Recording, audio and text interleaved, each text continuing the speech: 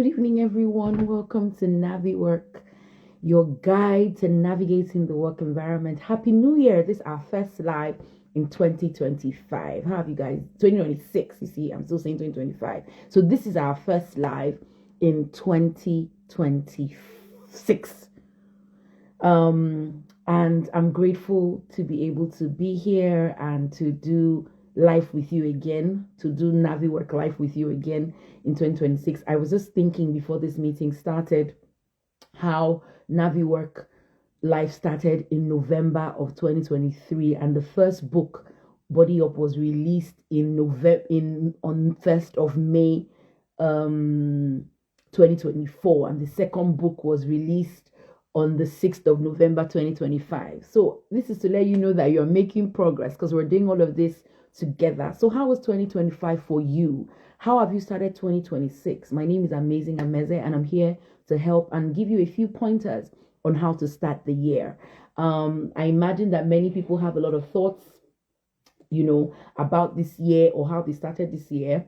And for me, I think it's very important to sort of address this now, because some people may be feeling, they may be feeling, I'm starting this year early, or I have started the year late, or I haven't even started at all. And that begins to make you second guess yourself, or make you feel that, you are not special, or that you're not a type A personality that can bring your A game to the new year. Don't do that to yourself. Whether you started early, you started late, or feel like you haven't started at all, this year is still available to you. And that's the word for you today. I'm telling you, I literally jumped from one meeting, like a minute. I didn't even have a minute break into this NaviWork meeting. So it seems like, oh, have I really started this year properly? Why is everything coming together?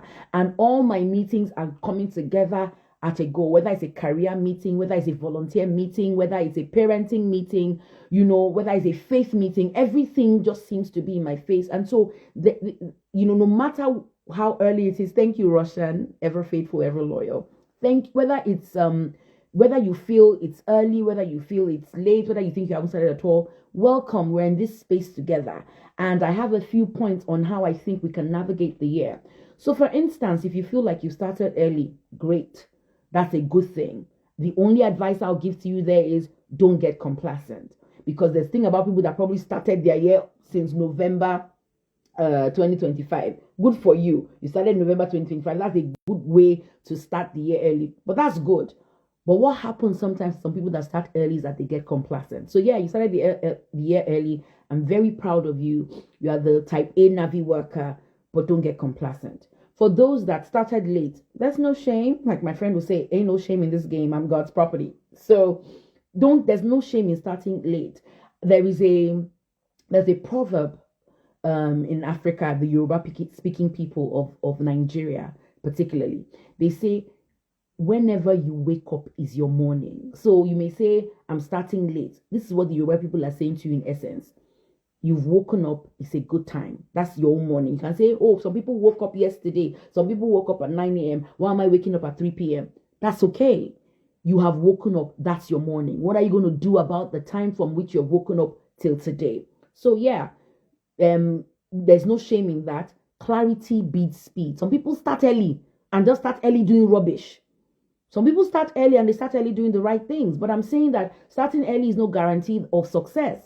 Clarity is better than speed. Take note of that. Clarity beats speed. So whatever time you're starting, we're still in the 15th of January. We're not even half of the year, half of the month yet. By the 16th, I can officially say we are half of the month, or maybe half of today, because January has 31 days. So we're just in the first half of the first month. Don't beat yourself up about it. You have started late in your eyes. There's no shame. Clarity beats speed 100% of the time. If you are on your way forward and you are speeding backwards, no matter how fast you're going, you're not going to get forward. So, but if you are clear that I want to go forward, and you're steadily making progress in the direction that you want to go, that is far better than speeding in the wrong direction. So if you feel like you started late, that's fine. take this with you. Clarity beats speed all the time. Then if you feel like I haven't even started at all, Ameze, NaviWork Life 15th of January 2026 is the first career boosting meeting I'm attending, or career planning meeting I'm attending, or professional planning meeting I'm attending. I don't even think I've started. Okay, today counts. Whenever you wake up is your morning. Momentum doesn't need to start from January 1st. Momentum doesn't need to start from November.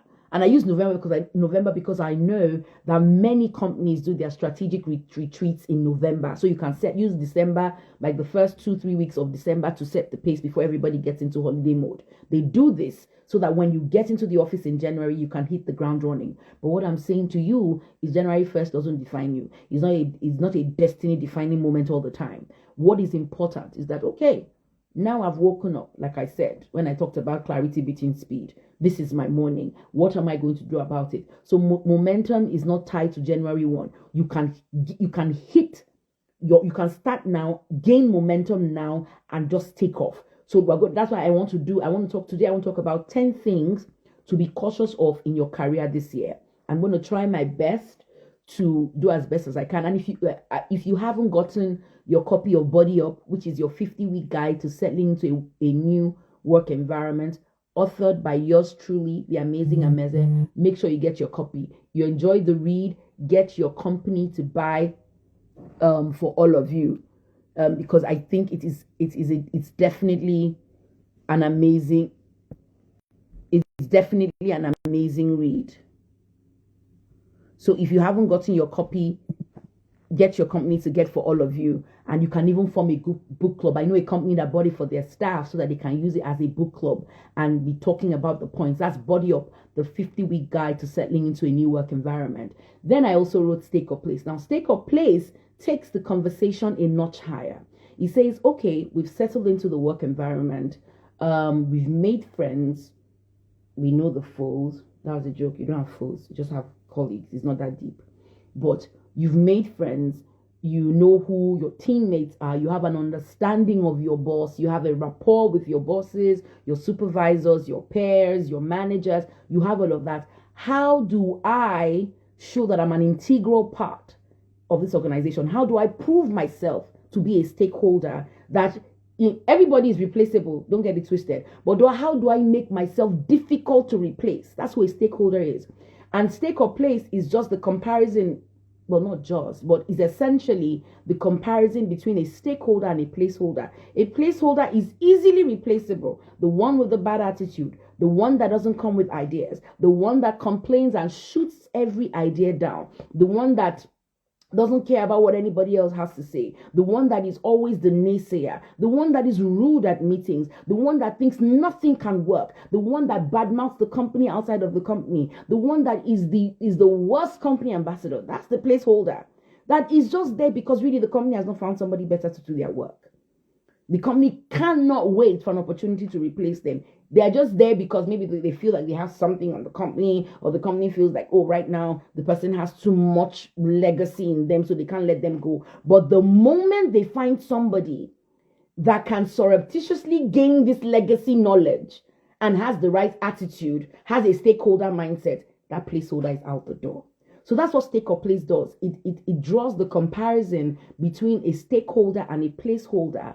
And then it says, you know what? Whenever you wake up is your morning. If you've spent the first part of your career being a placeholder, this is how to be a stakeholder. And that's what Stake or Place does for you. It gives you steps, gives you examples of companies in Africa, in Asia, in Europe that have done good, little people doing little ideas or failed ideas becoming. When I was doing the research for that book, one of the stories that blew me away the most was how the Post-it was created. How was the Post-it created? They were trying to make an adhesive, a glue, and it just wasn't working out. And they now found another purpose for that failed product design. And so that's the stakeholder mindset. Okay, this thing worked for this. We keep trying to get what we want to get, but what are we going to do with this byproduct or this thing that seems like a waste? That's how the Post-it was found. I mean, when I was writing the book, I was also learning because the research was teaching me things about how to even be a better stakeholder. I have never worked in a company where I didn't have a stakeholder mindset. Because somehow at the back of my mind, I always used to think that if I were the employer of labor, how would I want people to serve me? What's the kind of mindset I would want them to have when they're coming to the table, when they're talking to me, when they're coming for strategy meetings? Would I want them to just be, tell us what you want us to do so that we can go and do it? You don't want our idea anyway. Or do I want the people at the table that will say, oh, that's a phenomenal idea. I think we can also do it like this or do it like that. Or I also have this suggestion to boost that idea. I definitely want the second set of people. So that's what Stake Up Place does. So while Body Up helps you as a new entrant or middle level person moving from one organization to another, just like the whole NaviWork platform is about, Body Up helps you do that. Stake Up Place helps you raise your game.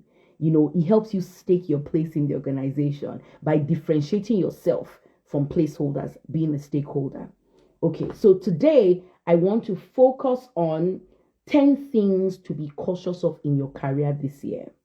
10 things to be cautious of in your career this year. And remember, for those that are just joining, it's nice to see you directing voices. It's nice to see you, Pamela. For those of you that are just joining, I started by saying that January 1st is momentum is not tied to January 1st. I said that there is no shame in starting late. I said that clarity beats speed 100% of the time. I also said that if you started early, kudos to you, but don't get complacent. So we're going to do, some people say complacent, some people say complacent, whichever is applicable to you. Thumbs up, use the one that you prefer. So I'm going to focus, my research today was just to help you jumpstart this year in a phenomenal way. I want to do 10 things to be cautious of in your career this year. Okay, one thing you must not be cautious of. You must not be caught doing. Something you must be cautious of is confusing motion with progress. Motion is movement. It is not necessarily progress.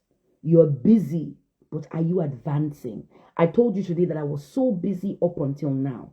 I can tell you for free that I wasn't busy being busy. I was busy advancing. I was busy making progress in different areas, making sure that my child is understanding math because mommy was not good at math, making sure that an agency that I do volunteer work for, I'm trying to finalize and, you know, try to recruit for a certain role. Making sure I'm trying to think back on my other meetings, making sure I'm engaging with the stakeholders in that process to see that what they're doing right. Then attending meetings in my office to make sure that a process is explained. So I can tell you for a fact that I am making progress.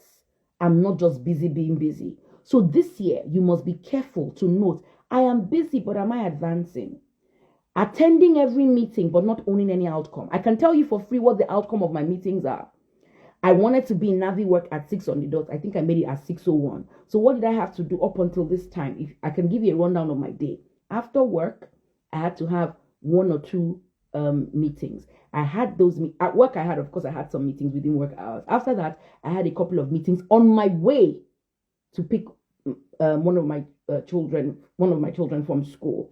And I had a meeting before that to arrange for the second one to be picked up. So I did a trade by barter. Told my friend, I will pick up your child and my child. Then both our other two children have a certain club together. So you pick those two. She says, good. In the middle, she comes to me. She had picked up some groceries, came to drop it. I had those meetings, making progress, making sure there's food in the house. So we do that. As I'm walking to school, I'm having another meeting for my clarity of thought. Having that meeting on the way to school, as I'm picking up my daughter because I have to engage with her, I cut short that meeting so that I can engage meaningfully. I come back, I realize that I have NaviWork to I note that I have NaviWork today, and it's part of the plan. So I have some meetings, like I said, for the volunteer work that I have to do. Then I said prepare facially for NaviWork. I'm making progress. Then I said I don't want set up my children for their lessons so that they make progress. I don't make progress at their expense. Then I said that I don't want them to budge into NaviWork and come and budge into NaviWork and now interfere with what I'm saying. So I made dinner. Also made dinner for the kids that are in my house so that everybody's okay. Then ran upstairs, making progress. So I was very, very busy, but I can own the outcomes. My kids have dinner. My kids are learning maths and doing their assignments. They're well picked up from school. I had strategic meetings in the office to move me forward. So guess what? I wasn't just busy. I can own the outcome. I can actually list out the outcome. Now, I promise you, I wasn't like this before. Before, at the end of every day, sometimes I would ask myself, what did I even do today? All I know is that I'm tired. I just know that I'm exhausted. But I feel bad. I used to have this imposter syndrome. And remember, if you buy the book Body Up, there's a whole chapter on goal setting. And I realized that when you break down your day, no matter how little the goal is, make sure you complete the first paragraph of this report today. Once you've done it, you've made progress and you can take it. So goal setting is a way for you to see that you are actually working and you're able to own the outcome. When you see the work, you see the outcome, you can tell that you're not just being busy, you are moving forward, you are making progress, you are making visible and advancement, But if you get the book Body Up, I talk about goal setting, SMART goals, prioritizing, all of those things. So first thing, do not confuse motion for progress. And I gave the example. Do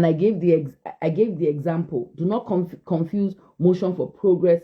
So for example, you're attending meetings, but you're not able to own any outcome. So you have to check what measurable value did I add this quarter. So I'm giving you up to I hope I didn't lose you. There was an incoming call. Let me just send this message because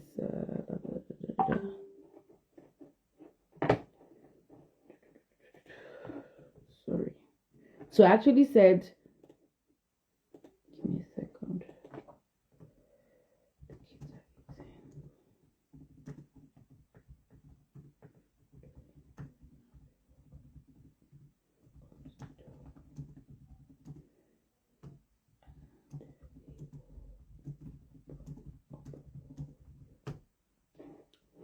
Okay. Yeah, where am I? Okay, so I said attending meetings, not owning any outcomes, that's not a good sign. Hi, Uju! Oh my goodness! Roshan has told me to stop doing this, but good to see you. I'm giving you a huge hug.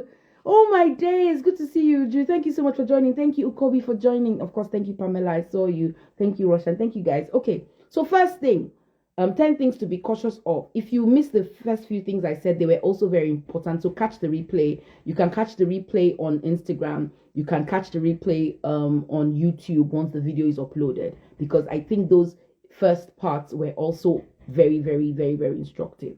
So number one, don't confuse motion with progress. What measurable value did I add this quarter? Ask yourself deep questions. No matter how those questions make you feel bad, ask yourself the question so you can answer them correctly and you can take steps to address what you didn't do right. The second thing, you must be careful this year, waiting to be noticed instead of being strategic. Many of us do this, especially those of us from Africa. We're being humble. Let's just do our work. If the people that own the company are serious about their company, they will notice me and move me forward before another company takes me. No. Hard work alone is not a visibility plan. Hard work is good. Smart work is even better. And what is smart work? Smart work is working hard and making sure the right people notice you. So you deliver excellently, but no one outside your team knows. There was one of the NaviWork sessions that we had that somebody asked that question, how do I get noticed by the higher ups? I said that's simple. When you have your company meetings and they talk about projects, just say, just raise your hand. I would like to be a part of that project and make it look like it's because I think there'll be something for me to learn from there. When you get to that project, once they give you an assignment, you deliver, they'll be calling your boss, where has this person been? That's how you get noticed. So you can work hard, but the NaviWorker in 2026 is not just working hard. You're working smart. You're working hard and you're getting noticed by the right people. You're working hard and you're making sure that the people that matter know that you're working hard. Because that behavior of, let me just do my work, they will notice me. Trust me, CEOs are busy. COOs are busy. The higher ups are busy. So you need to get yourself noticed. I'm not saying be a pick-me. That's what my kids call it. I'm not saying be a pick-me. No, I'm saying you actually have value to bring to the table. I think pick-me's don't. They just want to be noticed. They want everybody. No, but when you are doing good work and you know you have the potential for more and you really want to advance, get the people that are important to notice you. Find a way to do it. You know, the company is in a company-wide project. They want to organize a company-wide program. Volunteer to say, I want to be a part of that team. So that the people that can move your career or move the needle where your career is concerned can be a part of it, can notice you and say, is this person in this company? How come I never knew that? How come I never saw her? She's so hardworking. She's doing a great job. Oh, amazing stuff. That she made such an amazing contribution at the meeting. I was wondering, where has this person been? And when we are having firm-wide meetings and they say, do you have a question? Raise up your hand and say, I have a contribution. Ask a very intelligent question. What I'm very grateful for in this generation is ChatGPT. I actually have a name for ChatGPT. I have a relationship, a living, thriving relationship with ChatGPT. Say ChatGPT, type it. And in a very important meeting, they're talking about this. Give me a very smart question to ask. I promise you, ChatGPT will give you a question. And then you ask that question. The person can first of all say, oh, that's intelligence. I've not thought about that. What do we do? You say, well, I have a thought. That's how you get yourself noticed. Okay, since you had that thought and you had that idea, can you build a team around it and can you run with it? Can you do it? Right? That's how you start getting noticed. Don't sit down there and say, I'm working very hard. Nobody notices me, because the other people that should notice you are also busy working hard. So what do? Don't just work hard, work smart. You work hard and get involved in projects that matter to the people that you want to notice you. And then they will. So the first thing I said, don't confuse motion with progress. The second mistake you shouldn't make this year, waiting to be noticed instead of being strategic. So you deliver excellently, but people outside your team should know that this person is an excellent worker. You want her on your team. She's smart. Her ideas are obviously researched. She's so exposed. When you hear the kind of ideas that come from her, you know that it doesn't come from just sitting in the office. Her mind is in the world. So that's a very good thing. So, you share updates, you share documents, that's things that you've read that are phenomenal. You share those things, you document your wins. For instance, I'm going to go back and listen to this NaviWork live so I can remember all the things I said I did today, because guess what? I may just forget if I didn't write them down. So you document your wins, you speak up professionally. Now, we've talked about how to talk in meetings. Go and buy Body Up. Talked about how to make contributions in meetings. You raise your hand. If it's a team meeting, a Zoom meeting, you put up the raised hand feature. We talked about attending virtual teams. Body Up is so rich. If you don't have a copy, please get a copy. It's on Amazon, or you can send us a direct message. We'll send you a hard copy depending on where you are. We've talked about how to raise questions professionally, how to ask questions with wisdom, how not to be arrogant in your questions. This company, you've been here for 20 years. It's amazing that you don't know how to do it. No. Please go and start your own company if you want to be rude. If you want to make a suggestion, it's not just that you make the suggestion. It's important that your suggestion is taken, isn't it? So it's what you say and how you say what you say is just as important as what you're saying. So share suggestions professionally. Join the right team, document your wins, share the things that you are learning, let people see. I remember when I taught my manager about ChatGPT, I can never forget, she said, that's why it's good to come to the office. Because of course, I work only one day in the office. And that one day that we jammed or we connected or we happened to work in the office at the same time, I was telling her, oh, you want to send an email? And then the next thing, by this year, the office is introducing Copilot on MS and MS documents and all of that. And people are saying, oh, Copilot is so great. Or some people are ignoring Copilot. So I'm sure somewhere at the back of my boss's mind, she knows that Copilot is like a new improved ChatGPT for MS programs. So that's the thing. Get yourself noticed by people that are important. So remember, don't confuse motion with progress. Don't wait to be noticed don't wait to be noticed. Be strategic. Don't just think if you're working hard, you'll be noticed. Work smart. And what do we say working smart is? You work hard and get the right people to see that you're working hard. Now, another thing you shouldn't make the mistake of doing is staying comfortable for too long, because comfort zones kill careers. Trust me, there are times when I've been extremely comfortable and I stayed in a place longer than I should have. But I have no regrets, because over my career I have built formidable relationships. I have built formidable bridges. But sometimes we tend to try to build our houses on a bridge. Nobody builds a house on a bridge. The bridge is meant to take you to the next place. So when a bridge has served its purpose, you need to know when it's time to move on to the next thing. So don't get too comfortable. Ask yourself, same role, same task, same complaints 3 years straight. You have to say, what's a new skill? What's a new responsibility I can take on that will help me move the needle? Don't get too comfortable. Don't just stay there and say, what else will I do? I'm even grateful that I have a job. At least I can eat. I'm not begging anybody for money. That's the important thing. No, that's a major mistake. People have, you will wait, and then after a long time, call it near-death experience, or when you're nearing end of life, start thinking, I should have done this earlier. I should have made this move. I should have done that. No, we don't want that. That's why we have NaviWork. NaviWork is here to help you make the right decisions, learn the right things early. So please don't stay comfortable in a place for too long. Now, I'm not telling you to be changing jobs up and down. Change jobs if you have to. But I'm saying within your organization, make moves. And the proper thing to do is to let your manager know that I'm actually interested in making this move within the organization because I love this company, I love the culture. I don't want to leave, but I also want to make progress. I want to earn more. I want to do more strategic work than operational work. Not that there's anything wrong with operational work, but I'm just saying whatever is in line with your career goals, be making those steps. Don't stay. You can just get just love like I love my manager. And because of the kind of manager I have, I'm tempted to say maybe I should just stay and die there. But God forbid, that cannot be my portion. You know what I mean? So I have to say I love my manager. She's phenomenal. But I'm sure there are other phenomenal managers. I'm sure there are other people waiting for me to come and manage them because I'm also a phenomenal person. So what are the things I need to do? So Ameze, don't get too comfortable. And I'm saying the same thing to you. Thank you, Diola, for joining. Thank you, Dara Debbie, for joining. Thank you, Uche, for joining. Well done. Thank you. So talk to yourselves. There are people that are waiting to experience my phenomenal leadership skills. So what do I need to do to move the needle to just, so that people can benefit from my years of experience, or I can also benefit from other higher level people's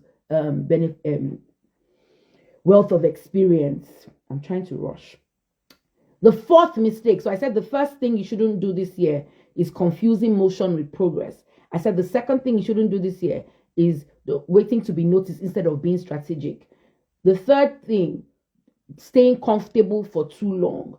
The fourth thing, underestimating workplace politics. My people, if you are like me, you hate politics. But I remember that my younger brother said something to me, and I wrote it in body of my first book as well. My brother said, your refusal to do politics is a politics in itself. When he saw it in the book, he said, I don't even remember that I told you that. I said, yep, you told me, and I didn't forget it because I just wanted to do my work. And I believe that if I do my work, the right people will notice me because they want their company to move forward now. So they will notice me. And at the beginning of my career, it was good because in no time, well, let me not say no time, in 3 years, I was made to go and create a unit and head that unit. You know what I mean? So yeah, and my manager liked me. In fact, my manager was like, oh, I was hoping that when I want to leave, you're the one I will hand over the whole thing to. Now they split the unit and told you to go and go and do something, but at some point, you need to get involved in that politics, not in a negative way.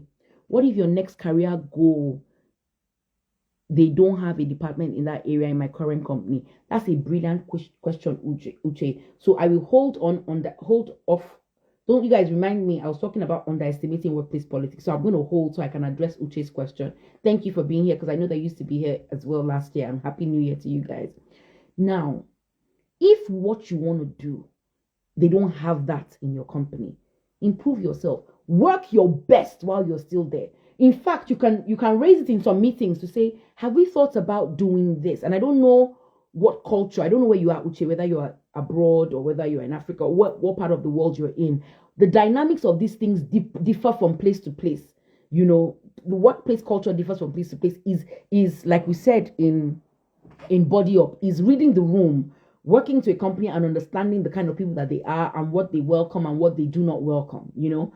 So for instance, I would say from where you are in that company, because if you like your company, maybe you don't really want to leave your company. You can say that, you realize that companies are doing this, that could we set up a department like this? If it was the company that I worked in like investment banking, they'll say, that's a great idea. Go and set up a department and let us know what you need. Quickly, that work will be given to you. Go and set up the department and let's know what you need. Sounds like a phenomenal idea. Or they can say, that's a great idea. They look for someone who is a leader, higher up, that probably has some knowledge or influence in that space, they can just tell the person, this thing she said is very good. Can you set up a department or work towards, give me a proposal on how we can set up a department and now start, growing what she talked about. Then the person will ask you, it was your idea. Send me a proposal or send me a proposal to review and let me do it. That's one way it can go, and you end up staying in your company with the same people that you love. If your company, after doing that, they say, oh, that's not what we're looking at right now. That's not our strategic focus. It doesn't mean that they're a bad company. Absolutely not. It just means it's not their strategic focus. And what that means is that your goal is no longer really in alignment with that company's goal. The only goal that is not in alignment is that they're paying you a salary and you need to earn a salary. That goal is clicking. But the next thing you want to do is not there. You will sit down comfortably, work very hard, very smart when you are there. Then after hours, after you have given them the time and a little bit more, because the NaviWorker goes above and beyond the call of duty, you now sit down and look for companies that are doing what your next thing is. And you apply to those companies. And hopefully you get good interviews. And then you interview, they give you a good pay. And you say, thank you for the time I have worked here. I really wanted to be here. That's why I suggested this at that meeting, if you will recall. But I understand that it's not the company's strategic focus right now. I have made phenomenal friends here. I have learned so much. However, this other company has a department that aligns with my strategic focus right now. And so they've given me an opportunity, and I am taking it. You see that long speech? You can come back and play this speech when you want to do that resignation, because you've done well. And Uche, I hope this answers your question, because you've done well. So that's how you do it. You don't go around company and say, when I was telling them at the meeting, they didn't listen to me. Now another company that knows what is going on, I've moved there. Because in Body Up, I also talk about how to resign. Thank you, Uche. I'm glad to know you think I'm the best. I talk about how to resign in Body Up. I talk about what to do after you've dropped your resignation letter. That's chapter 49 and 50. I can't forget that. So that's how to do it. Because at the end of the day, I was talking to a friend of mine last night. Talked for about 2 hours. I'm talking about all kinds of things, career and things. And she said to me that you can't be emotional about your career. You can't be emotional. You have to be strategic. You may love your manager. You may love your boss. She said that she got a job. She told them, you guys should wait, because they said, no, they want her to come now. She got the job. She got the one that she really wanted while they were onboarding. They paid her for the month of onboarding, and she moved to the next company. My conscience could not carry it. I said, so you just did onboarding. You didn't really do any work according to you, and you collected salary and you moved to the company. She said, I told them. I said, I'd rather wait, because I was waiting for the result of the other company. But they said, oh no, I should come and start. So I went to start. I started onboarding. As I was doing onboarding, they came to hire me, and I moved. You can't be emotional, because guess what, man, your company loves you and all of that. I've hardly, let me not say never, worked for a company that I didn't love and that they didn't love me back.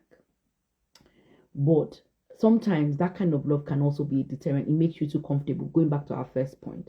So you need to know when, especially, like I said, clarity beats speed all the time. When you have clarity on where you're going, you're able to take strategic decisions for yourself and not emotional decisions.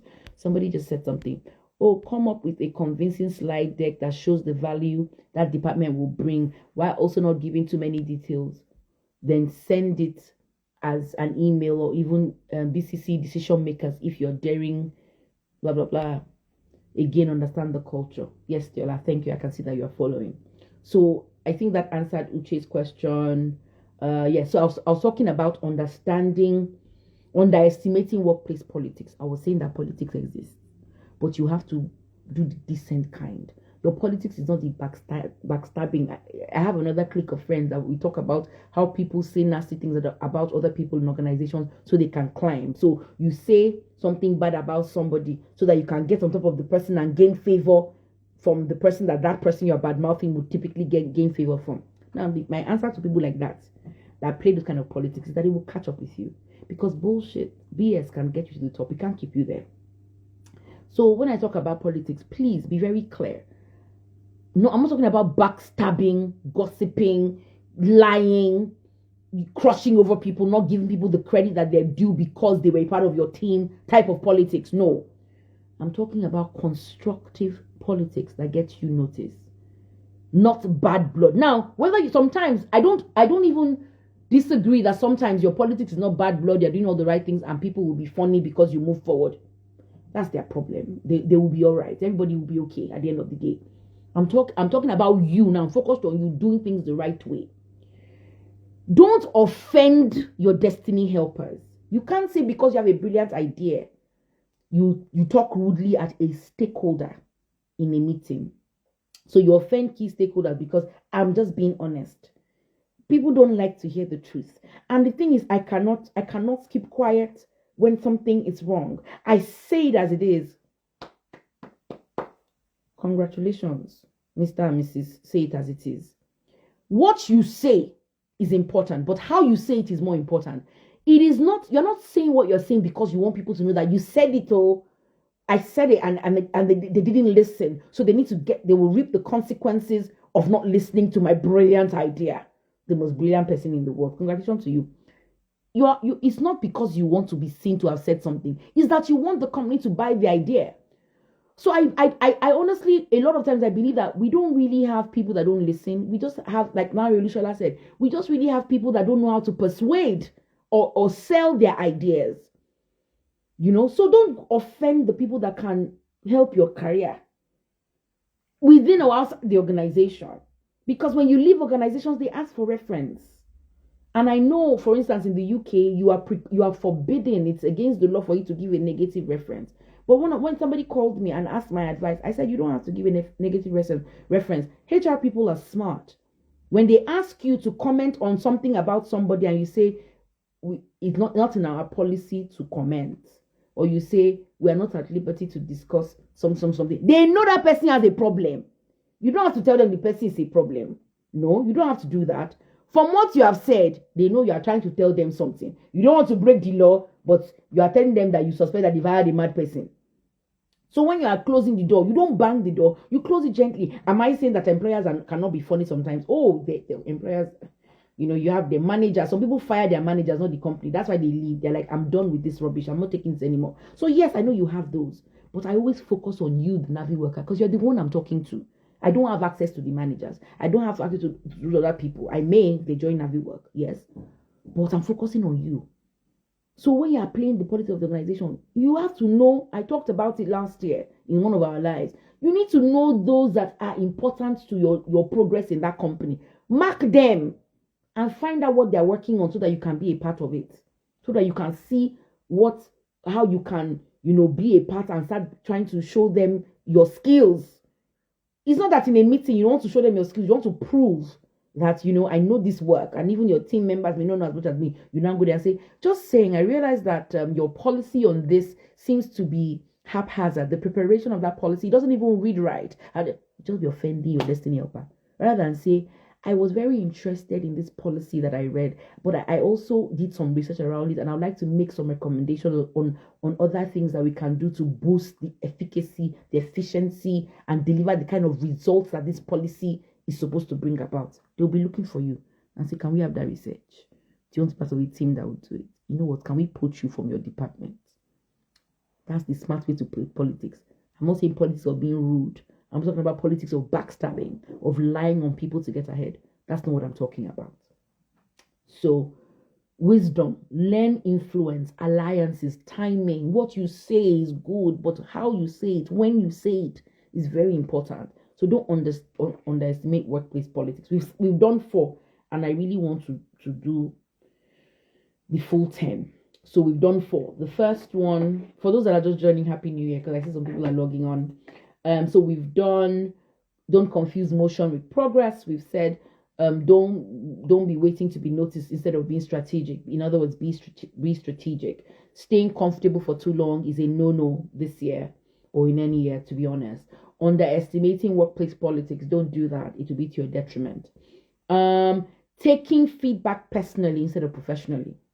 I always tell people it's not that deep. At the end of the day, it's about the work. Now, it's important that you give feedback right. You give feedback constructively. You give feedback professionally. You're polite about your feedback. And I do know that some people don't know how to do that. But you, the NaviWorker, I'm addressing you. that somebody has given you feedback.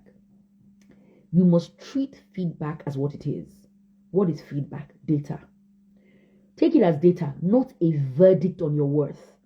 The feedback is data. It is not a verdict on what you're worth. So instead, you shut down after somebody corrects you and then you label the person toxic. Don't do that. Instead, you ask yourself, what part of this feedback can sharpen me? I don't like the way I was told. I don't like what they said to me. I told you guys that, and I wrote it in the book as well. When I was in secondary school, I'd had body odor issues for a very long time, and I did not know how to do it. My parents too didn't know. So my mother bought me expensive perfumes. I promise you, when I was secondary school, if you ask my friends, I was using very expensive perfumes because my mom was in the military. She had access to those things, So I used expensive perfumes, all of those things. But the perfume will make me, but the underlying smell was there, and we didn't know how to get it away. The person that told me, you're stinking. Go and use shore spray. All I took was the shore spray. I have used shore spray now for over 30 years. You cannot come to my house and not find a can of shore spray. There was a can of shore spray in my car, a can of shore spray in my office wardrobe, a can of shore spray in my home office, a can of shore spray downstairs in case I forgot to spray the kids before they went downstairs, a can of shore spray where they're dressing. There's shore spray everywhere in my house. I got a gift box this year and I saw 2 cans of shore spray. I said, I think my love for shore spray has gone all over the world, has actually gone global, But it helped me. It was a game changer. I could have taken that feedback. She's so rude. How could she say that to me? I tried my best. I'm just like that. And I will be stinking. And nobody will be able to. I mean, I attended some courses last year where I facilitated and I told some people some more personal stuff, personal feedback that I had gotten. And what did I do? I had to look inward and try to sort it out. So take feedback as data. Don't make it. Guess what? It can even be personal to the person that did it to you. The person may have even done it to make you feel bad. Kudos to them. I hope it helps them sleep at night. But for you, treat it as data and ask yourself, what can I learn? What can I do to sharpen myself? What can I do to get better feedback? Not necessarily from the person if the person is mean.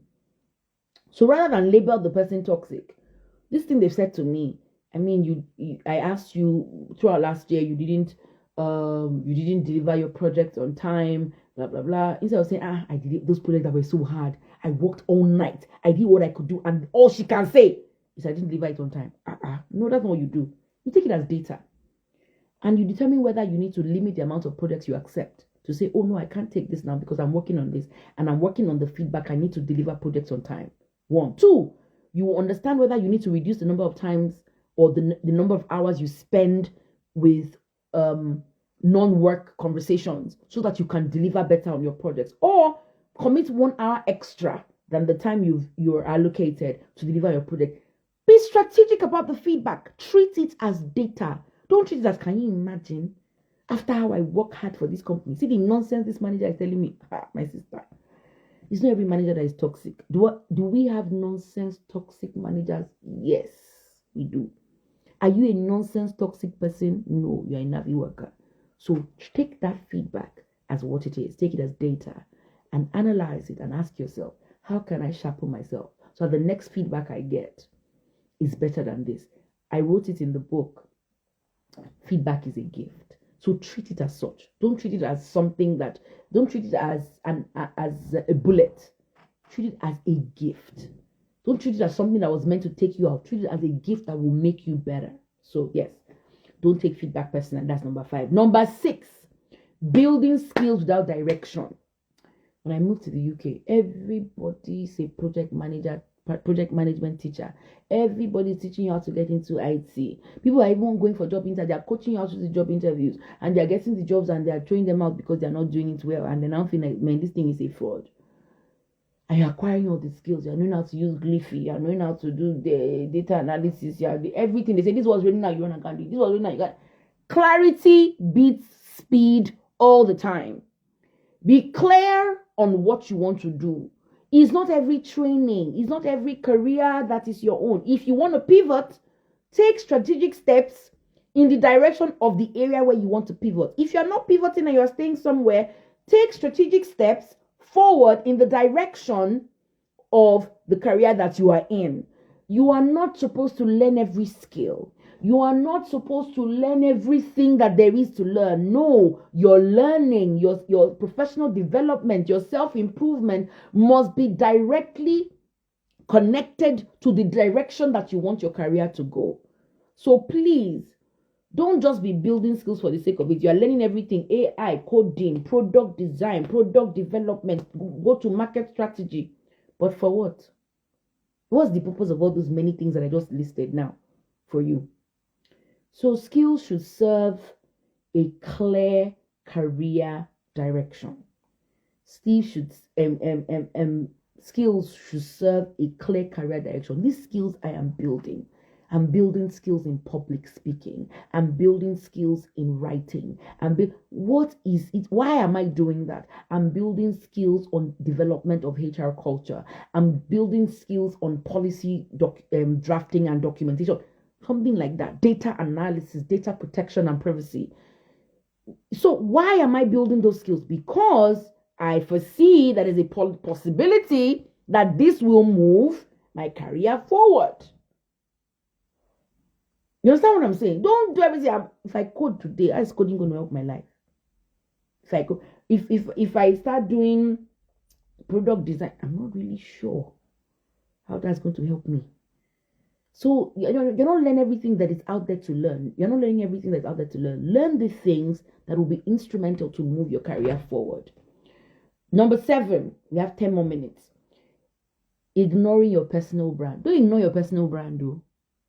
Because you have a brand. When I was getting married and my name is Ameze. I was born Ameze Osagwe. So when I got married to Mr. Steve Idu, he said that, you're getting married to me at age 36. Yeah? 36. Okay, maybe I got married at 37. I think I got married at 37 or 30. I can't remember. He said this person had a brand though. So instead of just being Ameze Idu, you need to hyphenate the name so that when people see Ameze Idu, they don't wonder who is this. But if you are Ameze Osagwe Idu, they will know that the Ameze Osagwe Idu used to be the Ameze Osagwe. At the time he was talking, I said, what was Ameze Osagwe? Why I tried to connect the dots? Which dots? But today I'm grateful that I'm Ameze Osagwe Idu. I'm very grateful. In fact, I wish my kids were whatever they were, Osagwe Idu. But their names are long enough as it is.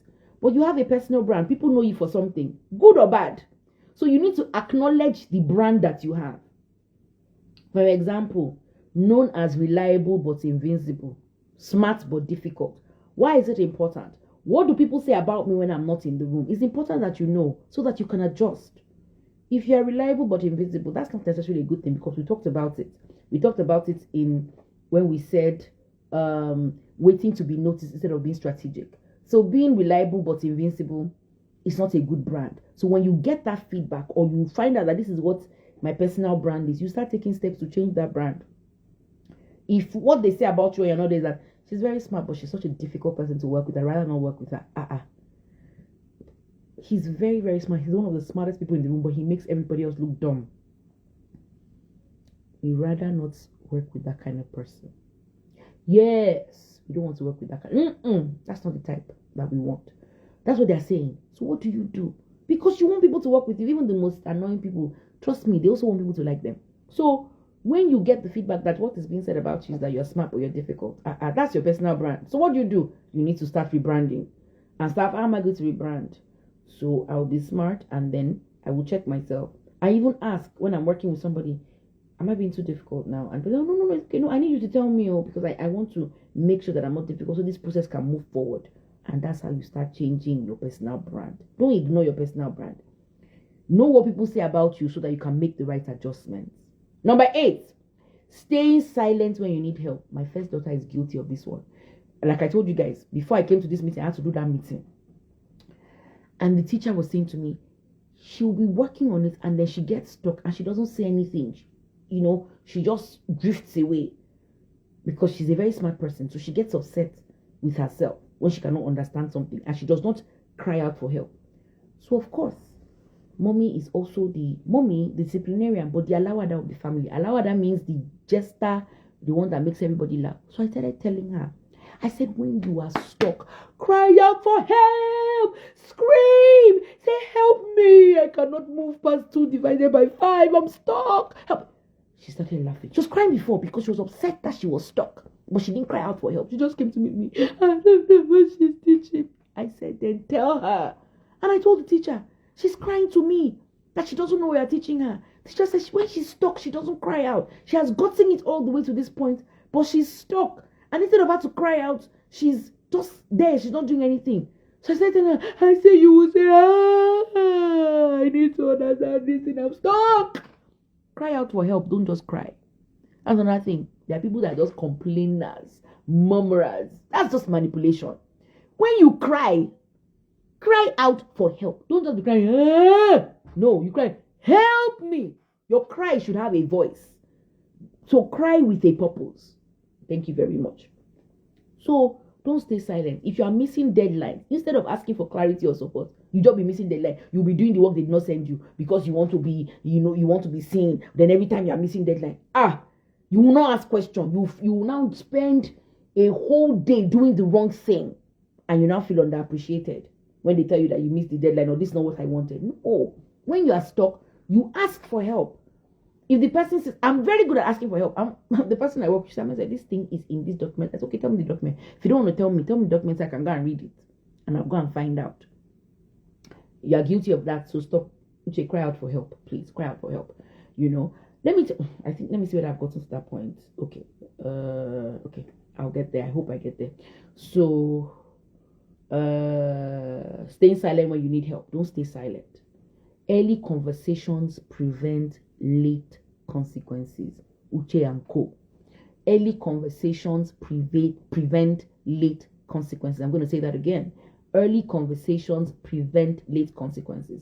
You are doing something, you're struggling. In fact, it happened to me last year. My manager had sent me something that she needed me to get something for me. I was looking everywhere. I said, I don't want to say I did not deliver on this thing. When I could not find it anywhere, I called my manager. I said, I have checked everywhere. I've done this. I've tried to do this. She said, next time, just ask. I realized that what I was asking you to do, I saved it on my personal document, not on the shared folder.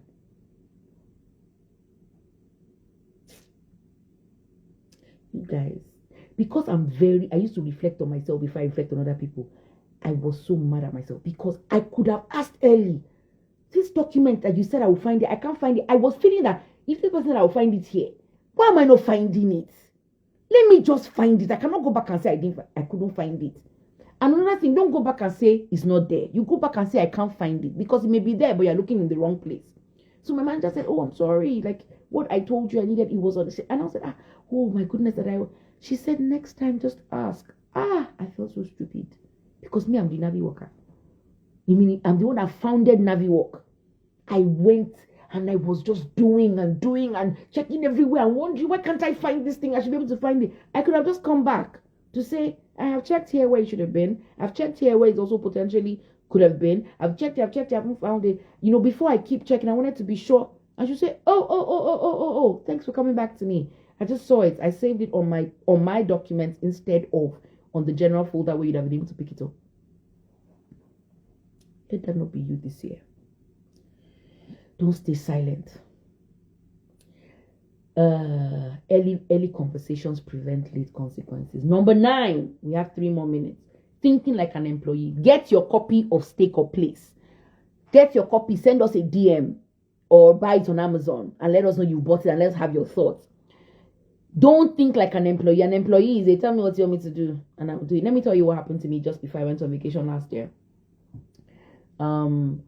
I had just started using a new software, new application, but I realized that they just taught us the new application. So if somebody else joins, it's either I'm teaching the person or my colleague is teaching the person. If 2 of us, let's say the rapture occurs and Jesus comes and he takes us to heaven, me and this my colleague, that means they will have to teach somebody. I know that will be the list of their problems at the time, but if two of us are raptured or we go somewhere else, that software, they will have to teach them all over again. So I told my manager, I was, in fact, I was going to do it, but my manager now said to me, because I was showing them how to do it. I was doing, and they were trying to train somebody in leadership, and they asked me if I would volunteer for the person to sit in on my one-to-one, so the person can learn how to do one-to-one. I said, sure, I'm always happy for people to learn and to be part of their leadership growth and everything. So when I was given an idea of what I do, and I was really talking, my manager said, Ameze, you're so articulate. She had told the person, Ameze's background is in HR, blah, blah, blah, no problem. So I was now talking. My manager now said that, before this, my manager now said that I should do, that it would be nice for me to do a document that shows the process flow.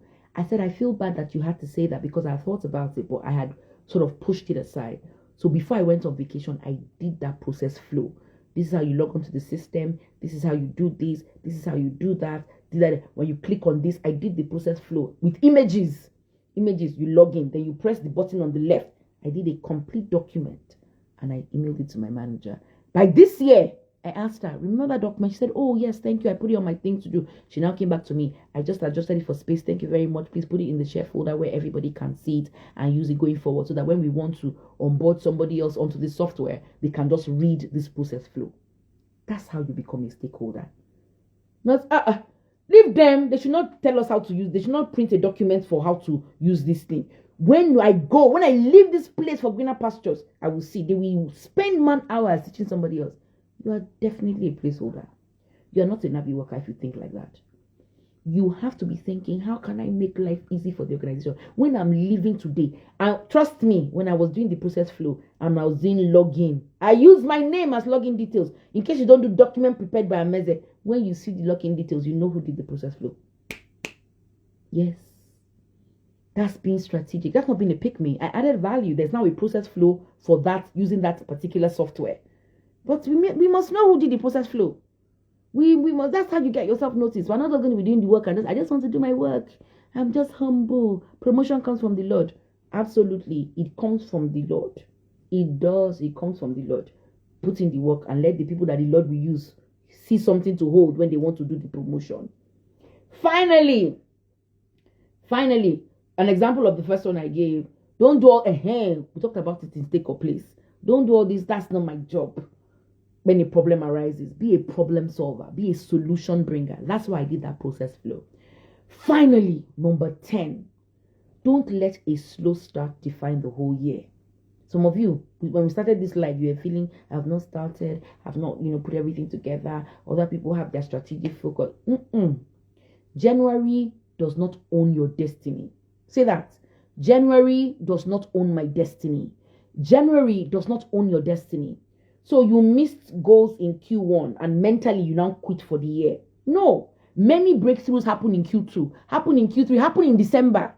So don't shut down on the year because you think you didn't start early. Don't shut down on yourself on the year because you think you did not make progress. No.